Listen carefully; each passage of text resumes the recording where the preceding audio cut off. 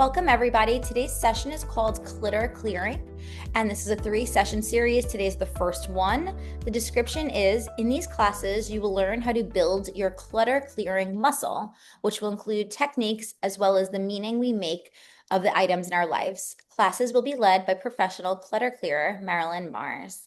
Today is week 1, and so today we'll cover what clutter is, the 4 categories of clutter, and how it's affecting you in your life, where and how to begin, the box system, and how to decide what to keep and what to clear. So Marilyn, thank you so much for joining us. Floor is yours. Thanks, Jillian. Thank you. Welcome, everyone. Good to see all of you, even those in the background too. Okay, I like to make my classes interactive. If you want a pen and paper, this would be the time to get one. Perfect. Lucy has hers ready. Um, and just to say a tiny bit about myself. So Marilyn Mars, I've been working with people in their homes for at least 16 years. And then it's gone virtual and local. I'm in Santa Fe, New Mexico.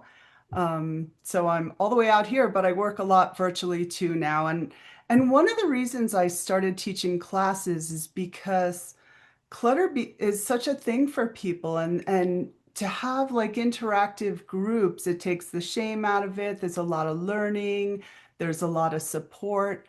And so I've been teaching classes for 6 years regularly because it's just, it makes such a difference. So, all right, so let's start. I know Jillian mentioned a little bit, but I'll just say a brief overview of what we're going to be doing today. I'm going to talk about what clutter is, the 4 categories of clutter, and how it's affecting you in your life.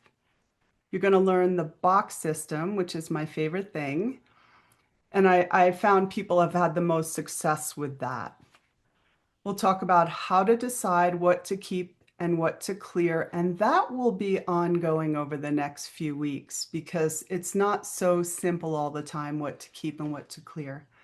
And then we'll talk about here how and where to begin. You'll get the most value from these classes if you actively try the techniques, but I also want this to be a no pressure class, all 3 of them, if you can come to all 3. So do what's best for you. So let me give you 2 statistics on clutter. There are 300,000 items in the average American home, and still 1 out of every 10 Americans rent off-site storage. It's the fastest growing segment of the commercial real estate industry over the past 4 decades. Another statistic, a UCLA study confirms the direct correlation between a person's cortisol levels, also known as stress, and the density of household objects. So here's the impact. 54%, I actually think it's higher, but this is a statistic, of Americans said they feel overwhelmed with the clutter filling up their homes. And 78% said they don't know what to do about it. So think about that. Over half the American population feels overwhelmed by the clutter in their homes. You know, clutter clearing, it's not something we're taught in school. So I'd like to give you some practical tools as well as help you explore the underlying reasons why we hold on to stuff. So what is clutter? What is it? People talk about it all the time. You know, it's anything that impedes the flow of energy in your home, which is usually the things sitting, stuck, not being used, just sitting, sitting, sitting. But there are 4 categories of clutter, and I would actually like to go over them because you really can't clear clutter unless you know what it is. So let me pull the screen share.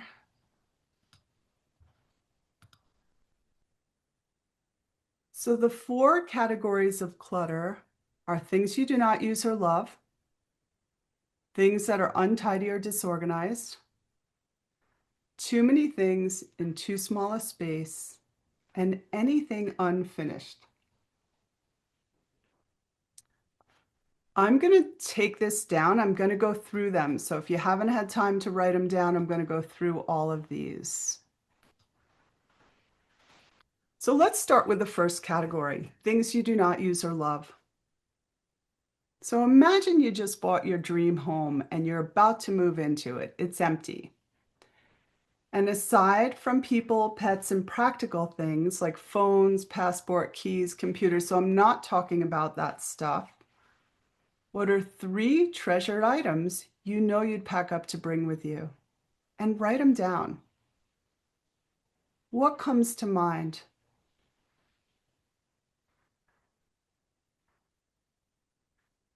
Get curious. Begin to think about why you chose these items and what they mean to you. Could be like your favorite pair of boots that you wear all the time. Could be something sentimental that you don't want to be without. But you want to start to notice what these items do for you. How do they nurture you, the things you really want with you? I'll go. And Robin, yeah, yeah, you're welcome to share. Yeah. yeah. I'm not a big saver in quantity.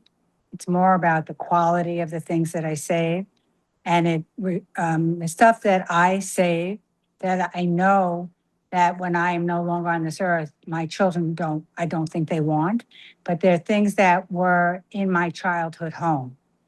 So they may not be of any value, but they bring back very happy memories for me. And I have things that I saved from from my parents. That's mostly what I save.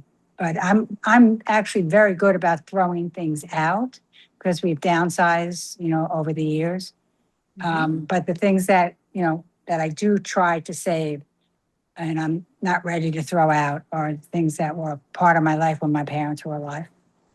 Thank you, Robin. See, so that for Robin is definitely not clutter. They do something for her. She loves them. Doesn't matter if her kids want them or not. It's her life, right? So these are things she wants. So that's like something she uses or loves. I want you to also think about and write down one thing you'd leave behind. Is there anything you'd leave behind? A gift you felt obligated to keep? You know, something passed down that you wish it wasn't passed down. So just one thing you'd leave behind and notice why. Because what we're doing here is exploring what you value in your homes and why. Because the more you get clear on what you value, the easier it becomes to choose what feels like clutter and what now in your current life resonates with you. I'm going to keep going because there's a bit to cover today, and the next 2 classes will be much more interactive. So the first category of clutter is things you do not use or love. So like Robin, she really enjoys those things in her life, not clutter. It's the things that sit that you're like, that maybe you didn't want, but they're still there. So the second category is things that are untidy or disorganized. We all have those places, usually, not everybody, but a lot of people. How many times have you run around your home looking for your car keys, your phone, maybe your sunglasses? Every time I work with somebody, the phone and the sunglasses are missing. Or my favorite example, bowls with no lids or lids with no bowls. So these are everyday examples of things we run into when our space is untidy or disorganized. So write down one area of your home that's untidy or disorganized. Could be a drawer of clothing that you're always searching for something. And sometimes it's many areas. Sometimes it's none, but if you have one, write it down.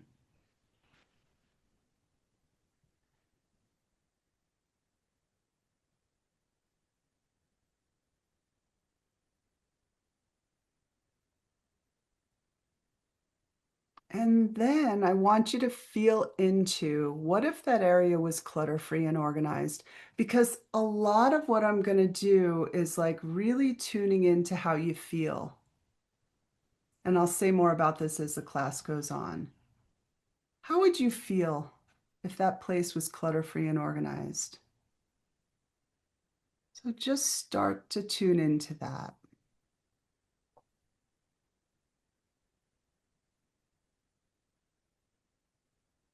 The third category of clutter is too many things in too small a space. For example, too many things on your kitchen counter that it's hard to find a place to prepare food. It's a very common one.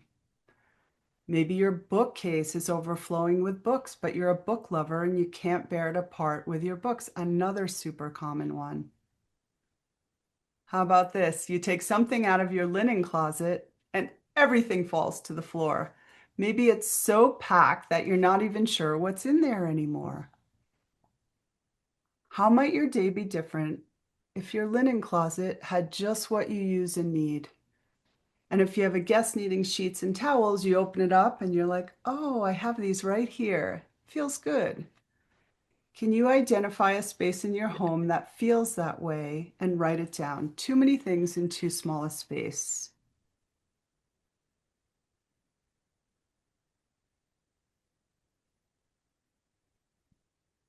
And notice how you feel, and then notice how would I feel if this had the right amount of stuff for you. There's no perfect home, whatever that looks like for you. Oh, wow, this feels really good with this amount of stuff in here. You want to really start to notice how you feel. And the fourth category is one of the biggest of all. Most people don't even know it's clutter. Anything unfinished. And some examples are clothing that needs to be mended. Maybe it's a home repair. Who has projects you've started but never completed? This kind of clutter can weigh on us. It can be something as simple as a light bulb that needs to be changed. And every time you walk by it, your energy dips. You're like, oh, I need to change that. And then you go on to the next thing. But every time you walk by it, and then when you finally like do it, you're like, oh, that feels good. So sometimes it's things that even take just a minute. So write down one thing in your home that's unfinished. Because the reason unfinished things is a form of clutter is that they pull on our energy. It's like, oh, I have to write that letter. Oh, I have to redo my will.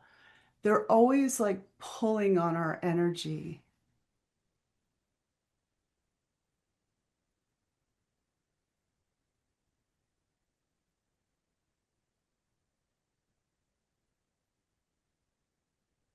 And then I want you to notice how you feel. How might you feel if this one thing was completed? Oh, I redid my will. Oh, I wrote the letter. Oh, I made the phone call. Something gets lifted.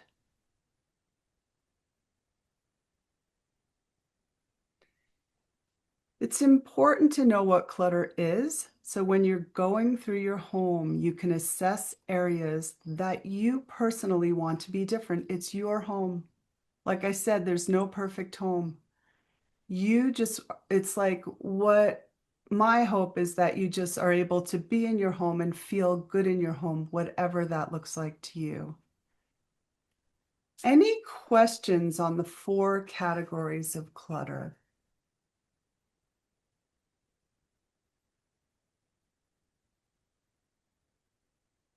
Okay. So how is clutter affecting you in your life? Your home is a metaphor for your life. There's an energetic connection between you, your home, and your belongings. Everything in your outer environment is a reflection of something that's inside. When you have clutter lying around, the stagnant energy that accumulates around it will cause a corresponding stuckness somewhere in your life. So the reason why clutter clearing is so effective is that while you're putting your external world in order, or you're putting your home in order, corresponding changes will happen internally too. So by making changes in your home, you're also changing the possibilities in your own life. It's like, have you ever clutter cleared a small area? Maybe also cleaned it, and then something in you breathes a little bit easier. Imagine how you'd feel if a good part of your home was clutter-free. So what ways does clutter affect us? I know that was, I get into a little bit of the energetic stuff and I won't do that a lot during the classes, but that's a big part of my training. So what are ways clutter affects us? It's stressful, clouds your thinking. A lot of people are embarrassed to have people over. What else? You can just raise your hand and pop a word in this space. How are you affected by clutter?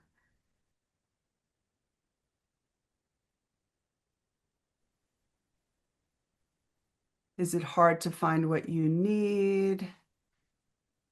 I feel like for me, it makes me overwhelmed. Totally. It makes me feel, like you said, the cortisol. I feel very stressed when there's lots of stuff around. That's a personal. Yeah, yeah. It's the same Yeah. for me, actually. Yeah. And thank you. Thank you. It slows you down daily. It's overwhelming. Exactly. I'm reading the chat. I feel guilty. Who said, oh, Sherry, you feel guilty. Yes. I feel Like guilty just, about most things, but that's just another thing I feel guilty about. yeah. And it's just good to notice, Yeah. and you just want to notice. Yep. Anything else? For some people, some people trip over things on the floor. So it's like that's another hazard of clutter. So let's talk about how your life might work better if it were clutter-free. I like that topic better. You might be less stressed.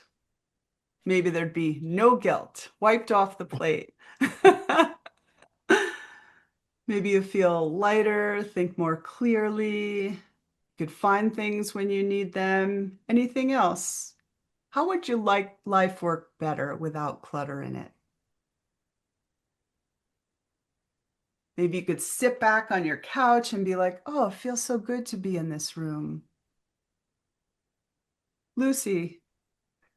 Decided to put, as I'm in treatment, I decided to put all these pills somewhere other than on my bureau this morning. And I thought I put them in a bureau drawer. And every drawer in my bureau it's crammed to the top with I don't know what. And I looked and looked, I was in a panic. And of course, it turns out I put them on a table in the bedroom, not in a bureau drawer. I just didn't remember. But that sense of discouragement and like, oh, how stupid I am, and panic, it's like, oh, I'm Yeah, going and to clean out my drawers. thanks for sharing that because that's what comes up for a lot of people, Lucy. It's like this self-judgment of in whatever way it comes up. And so to like make small changes can really make a difference for how you feel about yourself and how your home works for you. Thanks for sharing that, Lucy. Anybody else? How would your life work better? Maybe you wouldn't leave a burden for others. Somebody has to clean out your stuff. I've worked with many people who've had to clean out people's stuff, and it's really hard for people. So that wouldn't be there. I saw something in the chat. I have to pull that up. Yes, you'd have more gatherings. I have a lot of people take the classes because they want people to come over, but they're embarrassed. It's like you're throwing things like where people can't see them, but it's stressful. Yeah.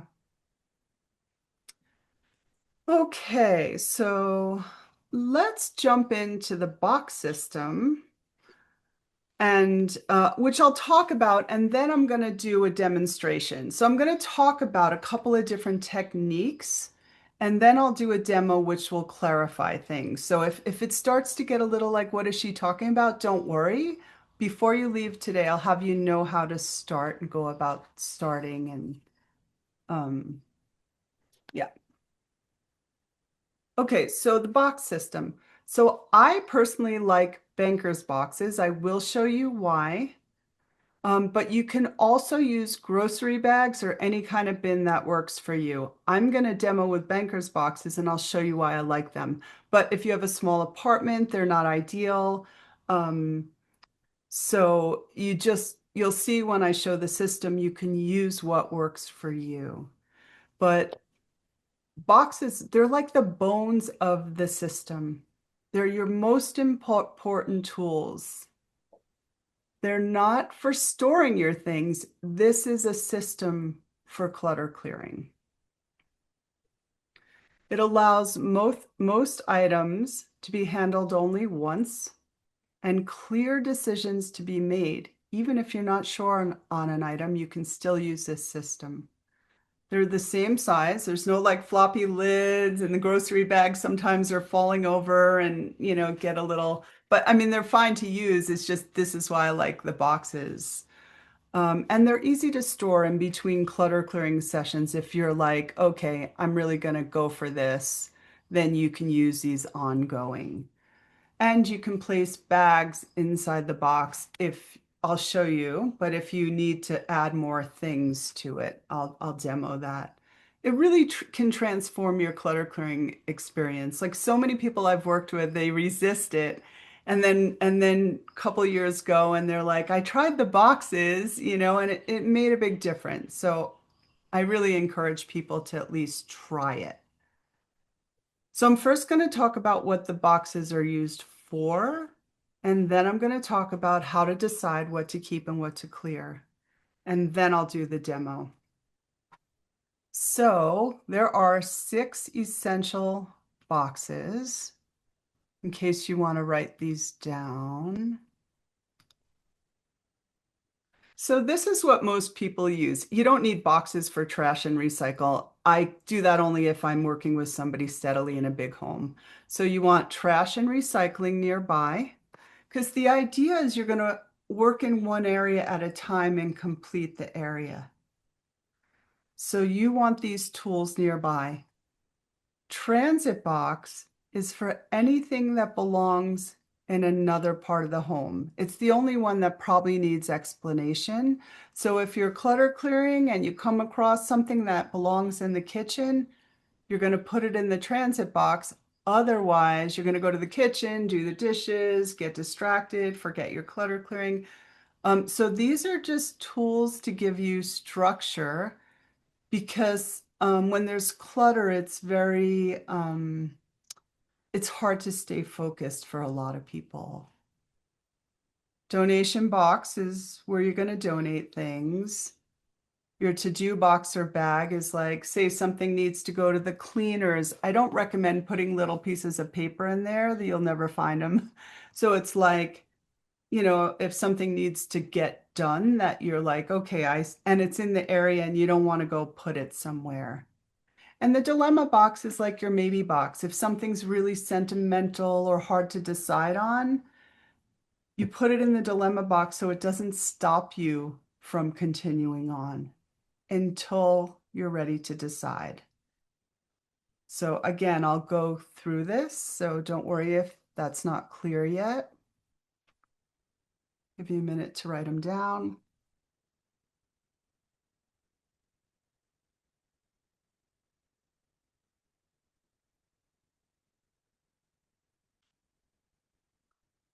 Okay, and then there's optional extra boxes. If you're someone that has like a lot of repairs, I don't recommend having too many boxes, but I've done like somebody who has 10 repairs, so they go in the box, but then you give yourself a 2-week time limit. When am I going to do this? For people that like to sell their items, you can have a selling box. And then if you live with other people, don't throw their stuff out, even if you want to.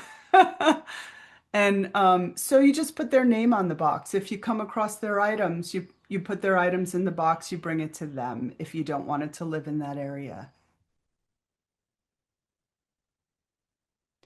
So again, it will become more clear.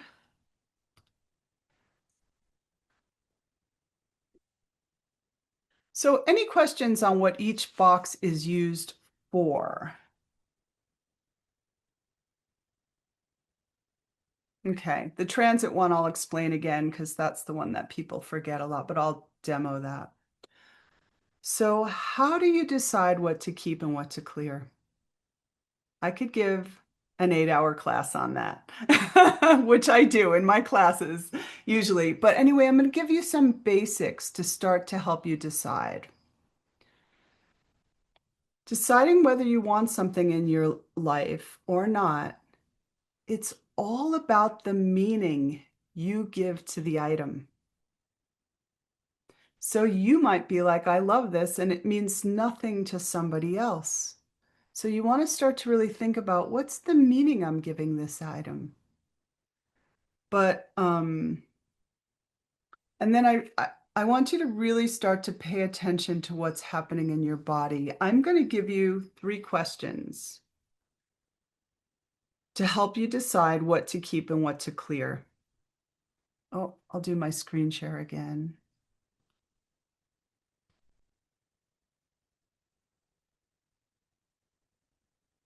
Okay. Does it lift my energy when I think about it or look at it?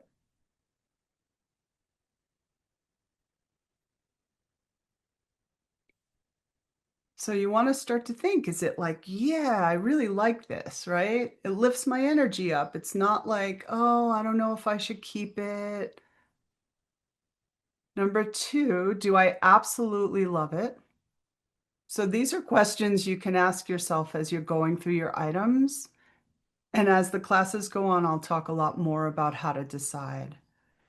And then you want to ask yourself, is it genuinely useful? And I'm going to actually go through these 3 questions. Does it lift my energy when I think about it or look at it? You know, your mind can fool around with you and invent all kinds of reasons that you get to hang on to stuff. But your body knows the truth and it never lies. And you want to trust the feeling in your body. So if your energy dips, you want to notice when your mind jumps in. And the things I most often hear are, but I might need this someday. Or I liked this at one point in my life. But you want to start to notice what's happening in your body. Do I absolutely love it? If so, does it really inspire me or is it just nice? For example, maybe you love nice bedding. You want to crawl into your bed for a restful night's sleep on soft linen. It enhances your life. You sleep better. You love it. You know, it's just an example. Maybe you love that. What do you love and what's just okay? Do you already have enough of this type of item for your needs? For example, maybe you have 6 potato peelers and you're using one. I usually get laughs on that one because that's a common one. Spatulas, things that we have like a lot of. How many of you have 8 pairs of black shoes, but you always wear your favorite pair? And in spite of how much you love it, does it also have sad associations in your life? So you want to notice that too. I'm actually going to take this down. I don't like when I can't see everybody. You know, is it making you sad every time you look at it? Then you really want to consider whether you want to keep it or not. Is it genuinely useful? If so, when did you last use it? When realistically are you likely to use it again? You know, you want to notice if you're keeping things just in case. These are the questions you want to ask yourself as you're deciding if an item is helping you or hindering you in your life. And most important is to notice what happens in your body as opposed or in contrast to when your mind jumps in. because that's where we start to get confused. Like, usually you know, but it's like, oh, maybe, or maybe, and all the maybes always pull on us. These are the things I like to get into, but I want to give you stuff you can actually go use today. So I'm going to keep going and I'll get more into this next week. So I set up 3 boxes so you can see how this all works together. So the first thing you want to do is choose an area to start. I'm going to go over this more before we finish class today, but basically you want to choose an area, a small area that you can complete, maybe nightstand, doesn't matter, small area, and don't pick an emotional area when you start. You want to build your clutter clearing muscle. You want to learn the techniques. So, so you choose an area to start. You want to have your boxes or bags nearby. They're usually on the floor. I have them up on a table right now for a demo purpose. So you have them nearby so you can use them. Don't want to forget to tell you anything. All right, let me stand up. Okay, I think you can see me and the boxes. Okay, so you want to label your boxes. Donation box, transit box, which are things that live in another part of the home. And dilemma box, or your maybe box, you know, things that you can't decide on, but you really want to keep going with your process. Have trash and recycling nearby. All right, let me show you how it works. All right. So I just took some random items to my side here. So I'm going to work in this area. My boxes are on the floor close by. Imagine that. And you just pick up an item and you ask yourself the questions. You know, does it lift my energy? And so, wow, I've been looking for these sunglasses. I couldn't find them. They were mixed in this pile. I love them. I feel good in them. It's a clear yes. I want to keep them by the door, so I always grab them on my way out. What box would they go in? The transit box. Because if I walk over there, I might get distracted and start doing something else. So I'll put them in the transit box. The transit box is the only box you want to empty right away when you're done. It's the things you're keeping, and you don't want to, like, again, this is not for storing. Another thing, maybe, how many of you have a lot of mugs? Many sit there, you use your favorite one all the time. Maybe some are chipped and they drag your energy down, you know, or this, I broke one, this is the other one. And I just have one random one, so I'm going to choose to donate this. So this clear decision goes in the donate box. Oh, let me show you something too. Say you're doing clothes and the donation box is going to fill up really fast.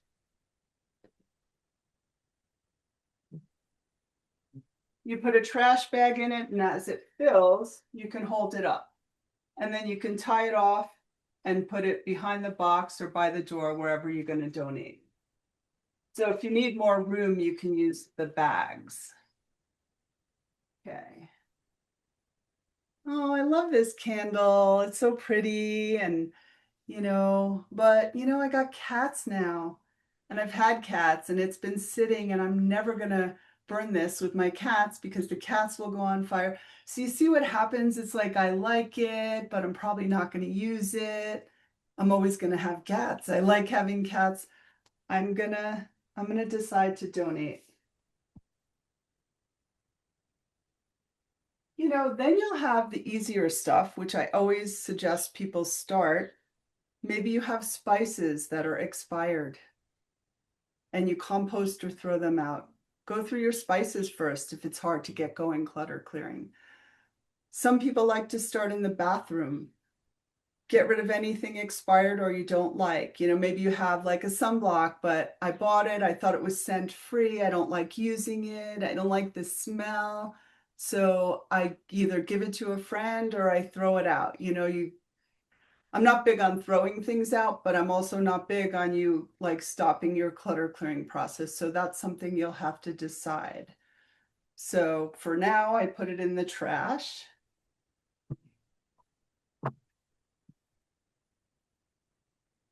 Oh, you know, when you find things and you're like, oh, I was looking for that. And it's just a Pyrex glass thing. I want it in the kitchen. What box do I put in? The transit box. Okay. So maybe this is my, maybe. So here is somebody else I live with. It's his hat. So I put his name on the box and I put it in the box and I give him the box. I don't decide what to do with other people's stuff. If you have kids, like like Jillian was saying, you know, you could have conversations or you can decide, you can choose what you do about that. But for adults that you live with, I mean, anyway, sometimes kids too, but you put a box for them. Okay, so notebooks. I can't tell you how many houses I go in and there's like stacks of empty or 2 pages used notebooks. So you just, you know, you pick up a couple that are in the area and you're like, you know, I never use the small one, as cute as it is. I never use it. Let me make sure nothing personal. I'm going to donate it. You know, and these I use all the time. I want to move it to my office. It's going in the transit box. And here's another one. Lots of notebooks you can donate to schools. A lot of people will be happy to have notebooks, especially schools, teachers.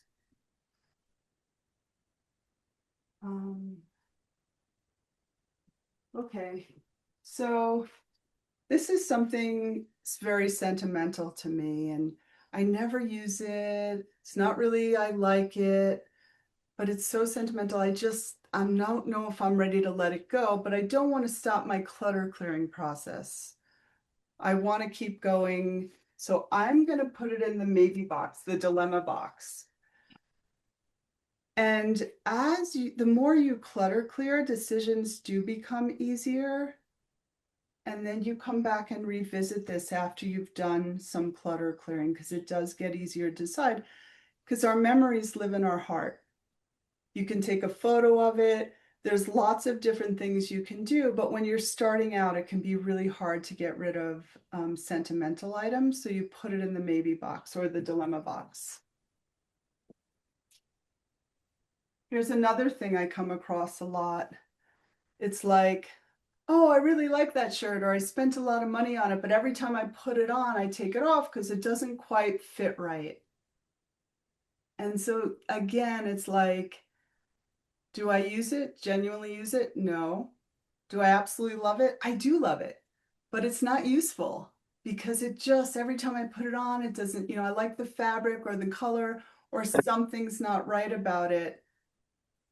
Every time, you know, if you want a closet that's a little more clutter free, these are the items that are good to either sell or donate. Somebody else can use it. So I'm going to donate.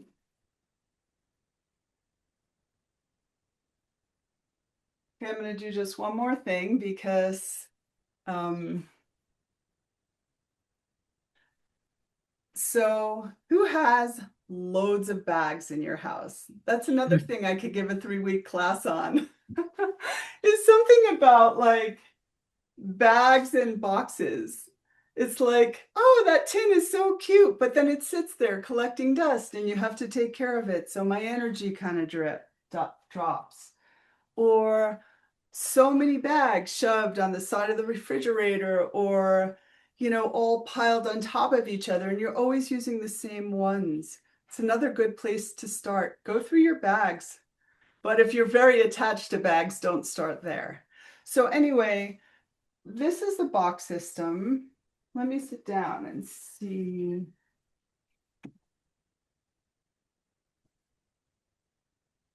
Okay, I want to try something before I ask if you have any questions, and I will.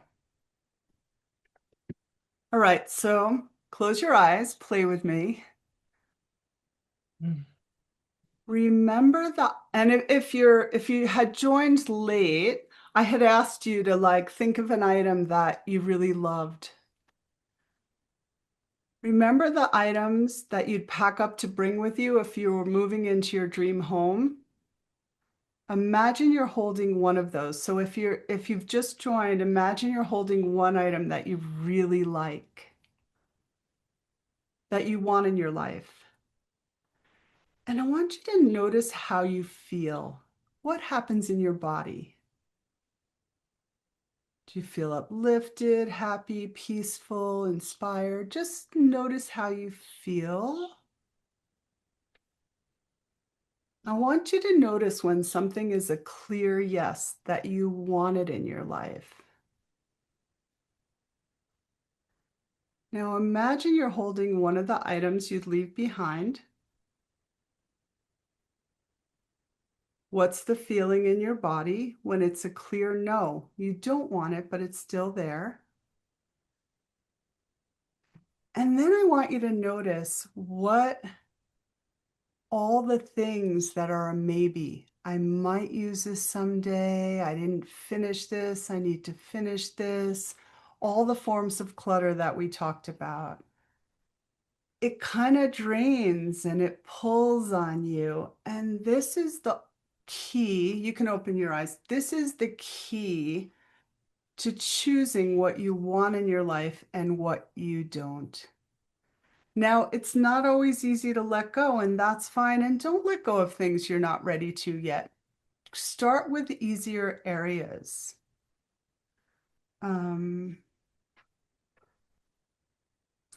now I want to ask if there's any questions on the box system or how to choose what to keep and what to clear. And then I want to make sure we just have, just making sure I didn't forget anything. Make sure that we have just a few minutes so I can help you decide where to start. So any questions so far on anything we've gone over today? I have a Janet. question. Yeah, So I'm sitting in my most cluttered room right now, and there's a project that I have to do, transferring some photos that were from my mother's house who passed away, and just putting them in a bin that we're going to save. That's the first part. I mean, I have so much more to do in this room. But how do you get started? Because I'm always busy, busy, busy during the day. And then at night, I'm too tired. And I know it's an excuse, but No, I get it. So sometimes those things are kind of hard to get to because it can be a daunting project, right? So two things. One is a technique I'll teach next week, but I'm going to tell you really briefly anyway if you want to start. So start small. You take a small amount. Like don't bring the whole thing out. Take a small chunk of what you of the bigger project. And then the best thing to do when you're crunched for time is a time boxing technique that I'll teach next week, but let me tell you what it is. It's basically you set your timer. I usually say 20 minutes because you can get so much done in 20 minutes, but if you only have like 10 or 15 minutes in a day, do that. It's amazing when you can get what you can get done in a short amount of time. If you're like, I shut my phone, my timer's set for 10 minutes, and then you just do 10 minutes. And if you do that 3 times a week, something happens, like a momentum starts to happen where it's like, oh, it feels good that I'm finally getting into this thing that's been weighing on me. So it's a really good question. And I'd be curious if you do it and you want to share next week. You don't have to. There's never pressure to yeah, share. But I'll try because it's yeah. So weighing on me every time I pass by it. If there's 2 boxes, I just have to transfer it. That's the start. Then I have a bunch of books to get rid of too, but it's hard. and one more thing is that sometimes, so again, my training's been so much into the energetics of things moving in the home. So if you're having trouble getting started, is it a box you can lift? Hmm. Take it Yes. and move it to another area in the room. Ah. Because sometimes it's just like it's been sitting so long. There's this like stagnant energy. I can feel it in people's homes when I work with them. It's like, or you clean around that area, like vacuum around the box. It just something starts to change. So those are, see what works for you. Thanks, Thanks. Janet. Good question. Thank Yeah. you. Yeah. Any questions on how to decide the box system? Can I ask you, I'm sorry, I came a little delayed. Yeah. Yeah. See. By chance cover the about paper yet? That's next week. You know, so these series is going to be on general household clutter because Okay. paper, I do teach a paper class, but it's a whole separate thing of techniques and it's Okay. a 4-week class. So if you have like maybe one question on it, but it's such a paper's such a thing for people that I have like a 2-hour 4-week class on that. Yeah, All it's right. that. Yeah, I'm sorry. I wish I could just pop it in. And when I first started teaching, I tried, but it became so confusing for people. So I separate. I do household, I do a 4-week of clothing, and I do a 4-week of paper. Right. So You know, the thing yeah.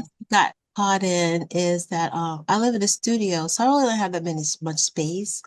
And then what became available was this little storage room, which was like $75 or something like that, or $100 a month. I think 75. And then so that I thought in my mind of that as like another extra little small half of a studio or a little, no, a quarter of a studio, right? That I'm paying. Get a quarter of a studio for $75. I'll go for it. But then I found that I started moving some of those undecidable stuff in the box to the storage room and then create clutter in there. And I'm like, oh my God, Cynthia. Ugh. You know, Cynthia, that is so common. It's so common. And I love that you share because then other people are like, yeah, I kind of do that too. You know, it's so common.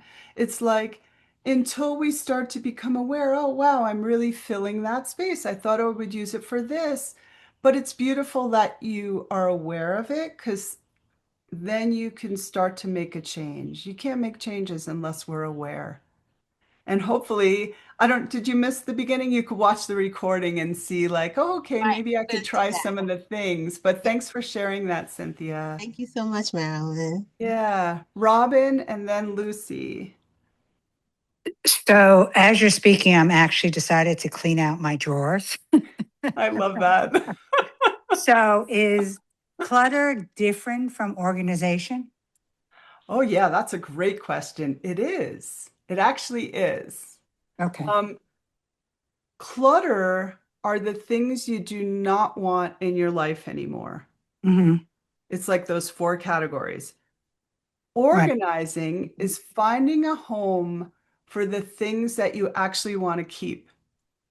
So you can find them, so you can use them, so you can have like a relationship. My tea mug is here, and my sunglasses are not in that pile of stuff. They're over there, and I love them.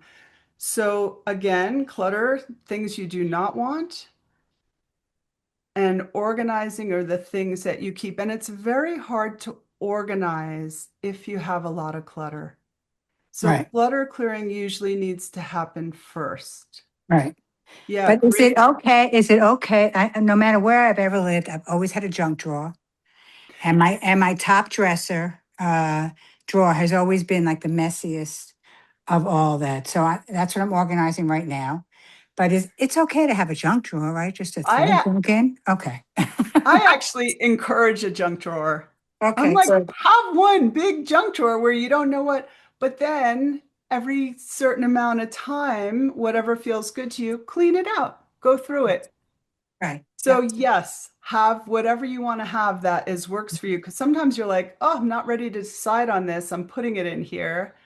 Or you just some people like to have it forever, but just go through it periodically so it doesn't become like a stagnant thing of clutter. But great question. Yeah. Thank you.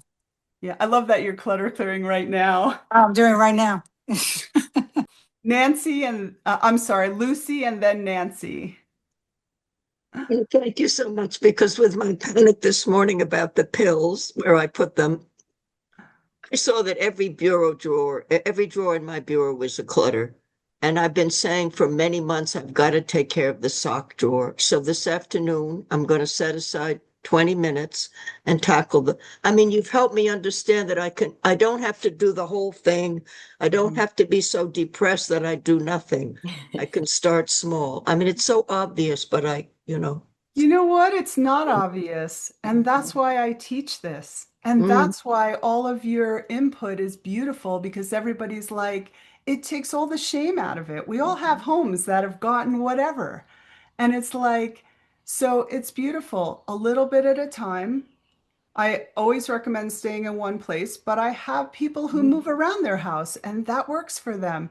So I'm just giving you tools and it's like knowing yourself, find what works for you. Thanks, Lucy. Nancy.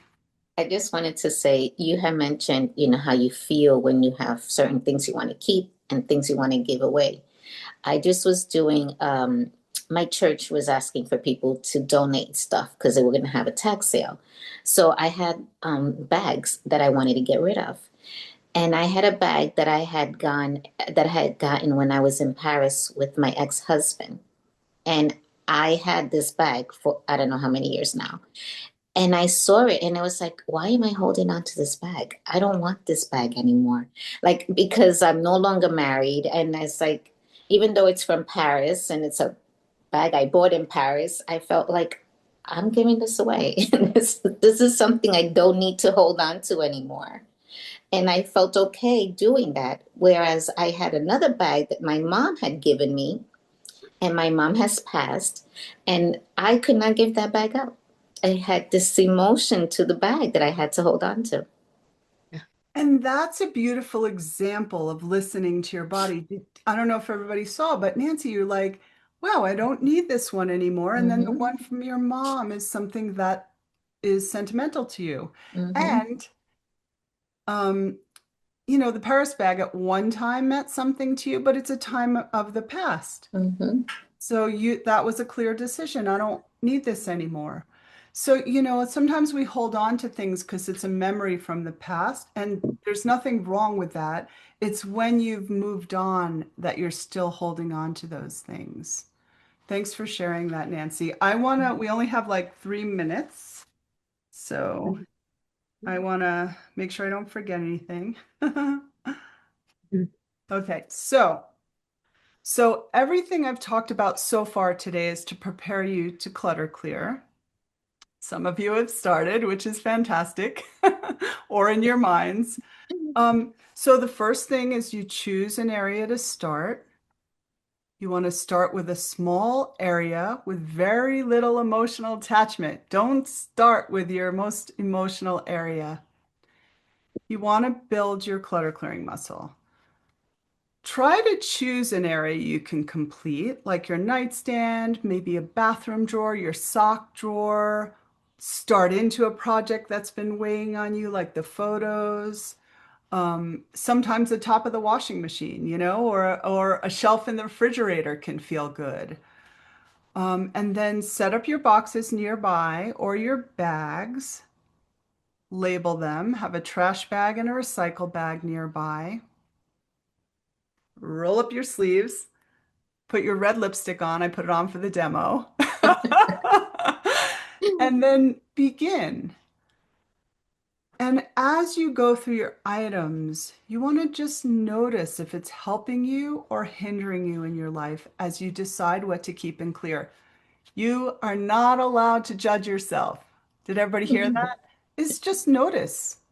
Oh, this one is really hard to get rid of. It's weighing on me, but I'm having a hard time letting it go. Just notice.